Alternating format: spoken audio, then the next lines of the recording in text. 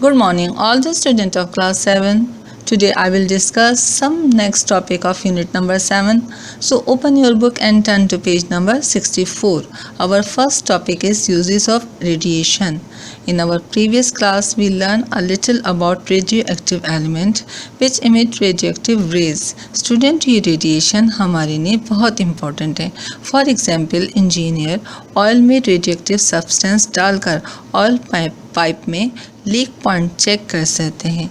Number 2, doctor cancer cell को ख़त्म करने के लिए गामा रेस की वीक रेस को इस्तेमाल करते हैं. नंबर 3, C14 एक रेडियोएक्टिव एलिमेंट है. इसके ज़रिए एंशिएंट यानी पुराने डेड ऑर्गेनिजम्स की एज को मालूम किया जा सकता है. फॉर एग्जांपल प्लांट हवा से कार्बन डाइऑक्साइड के साथ कुछ C14 भी फोटोसिंथेसिस के लिए एब्जॉर्ब करते हैं. जब प्लांट या एनिमल्स मर जाते हैं तो ये हवा से मज़ीद C14 एब्जॉर्ब नहीं करते. इन डेड प्लांट एंड एनिमल्स में C14 स्लोली डिके होता रहता है जिसके दौरान रेडिएशन इमिट होती हैं. इन रेडिएशन को मेजर करके इन डेड प्लांट एंड एनिमल्स की एज को मालूम किया जा सकता है और इस मेथड को कार्बन डेटिंग कहा जाता है. Now our next topic is valency. Question arise, what is valency? बाज़ औक़ात साइंटिस्ट वैलेंसी को किसी एलिमेंट की कंबाइनिंग पावर कहते हैं. अपने इलेक्ट्रॉनिक कॉन्फ़िगरेशन की वजह से मुख्तलिफ एलिमेंट इलेक्ट्रॉन लेने या देने की एबिलिटी रखते हैं.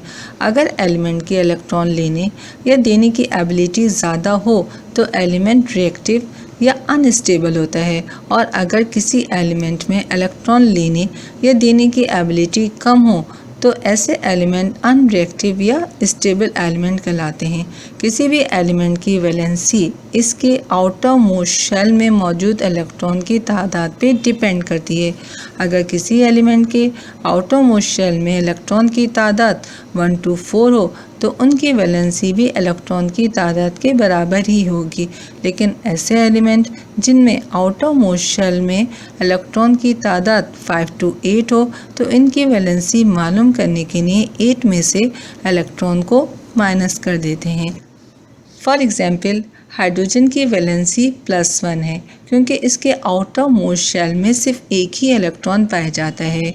कैल्शियम की वैलेंसी +2 है क्योंकि इसके आउटर मोस्ट शेल में 2 इलेक्ट्रॉन पाए जाते हैं. कार्बन की वैलेंसी +4 या -4 हो सकती है क्योंकि इसके आउटर मोस्ट शेल में 4 इलेक्ट्रॉन पाए जाते हैं. नाइट्रोजन की वैलेंसी -3 है क्योंकि इसको अपने 8 इलेक्ट्रॉन पूरे करने के लिए सिर्फ 3 इलेक्ट्रॉन लेने की ज़रूरत पड़ती है. ऑक्सीजन की वैलेंसी -2 है क्योंकि इसको अपने 8 इलेक्ट्रॉन पूरे करने के लिए सिर्फ 2 इलेक्ट्रॉन की ज़रूरत पड़ती है. इसी तरह क्लोरीन की वैलेंसी -1 है क्योंकि इसको अपना 8 इलेक्ट्रॉन मुकम्मल करने के लिए सिर्फ 1 इलेक्ट्रॉन की ज़रूरत पड़ती है. वैलेंसी को किसी भी कंपाउंड के फॉर्मूला को मालूम करने के लिए इस्तेमाल किया जा सकता है. फॉर एग्जांपल आपकी बुक में कुछ कंपाउंड दिए गए हैं, इनके फॉर्मूला हम बआसानी मालूम कर सकते हैं. पेज नंबर 63 से हर एलिमेंट का सिंबल देखिए और दिए गए टेबल से वैलेंसी लिखें. और एक पॉइंट जहन में रखें कि किसी भी कंपाउंड में टोटल चार्ज हमेशा 0 होता है. Late consider magnesium chloride. Symbol of magnesium is Mg and charge of magnesium is +2. Chloride, symbol of chloride is Cl and charge of chloride is -1. Combine both the element Mg +2 Cl -1. किसी compound में चूँकि charge हमेशा negative और positive equal होता है, इस वजह से क्लोरीन के चार्ज को -2 करने के लिए हम क्लोरीन के 2 एटम्स ऐड कर लेते हैं. इस तरह कंपाउंड का फॉर्मूला MgCl2 बन जाता है. सिमिलरली सोडियम ऑक्साइड, सोडियम का सिंबल Na है और इसका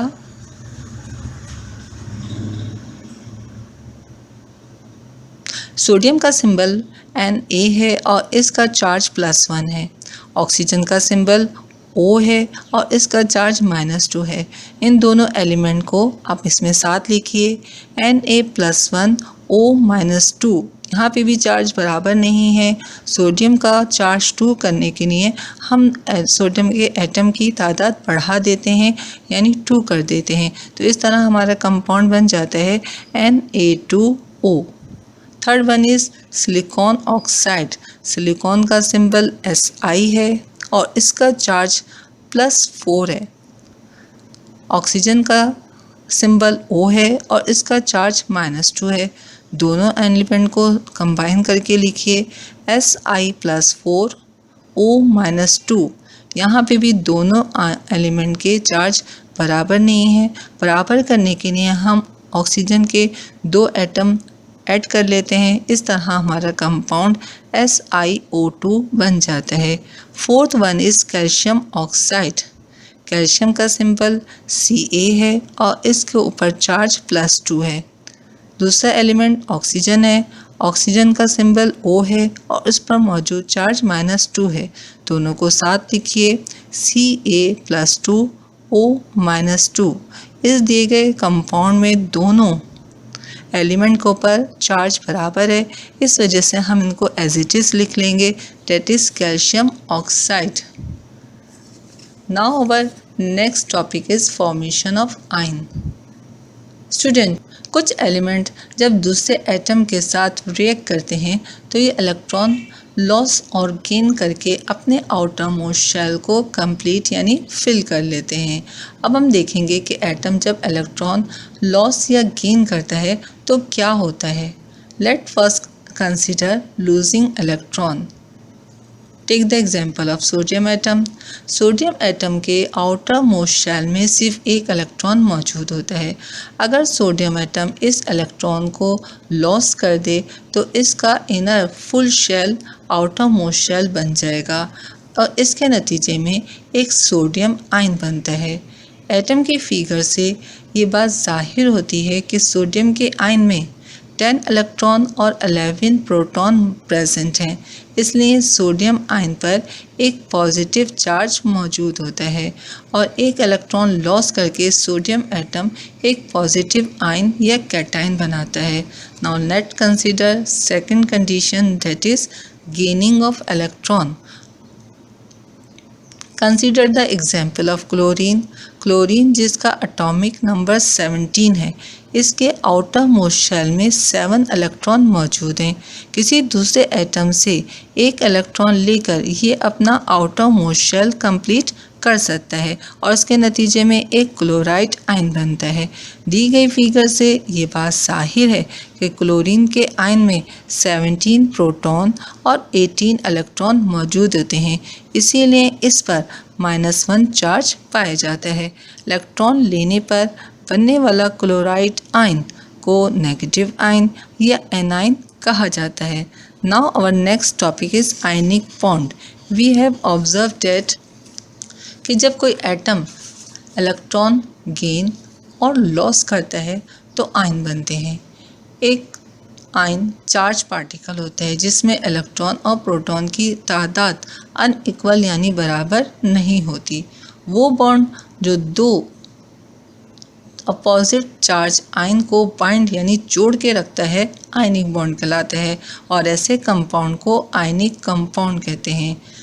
जैसे कि आपकी बुक में पेज नंबर 66 पे दी गई फिगर में फॉर्मेशन ऑफ मैग्नीशियम क्लोराइड से जाहिर है। एक मैग्नीशियम के एटम में आउटर मोस्ट शेल में 2 इलेक्ट्रॉन मौजूद होते हैं। मैग्नीशियम एटम अपने 2 इलेक्ट्रॉन को 2 क्लोरीन एटम को देकर एक मैग्नीशियम +2 और 2 क्लोराइड -1 आयन बनाता है and 1 magnesium positive ion and 2 chloride negative ion links together to form an ionic compound, that is magnesium chloride। बिल्कुल इसी तरह सोडियम क्लोराइड यानी कॉमन सॉल्ट बनता है जब एक सोडियम पॉजिटिव आयन और एक क्लोराइड नेगेटिव आयन के साथ मिलकर आयनिक बॉन्ड के जरिए ज्वाइन होते हैं। डियर स्टूडेंट, आई होप आज का लेक्चर आप लोगों को इंटरेस्टिंग लगेगा।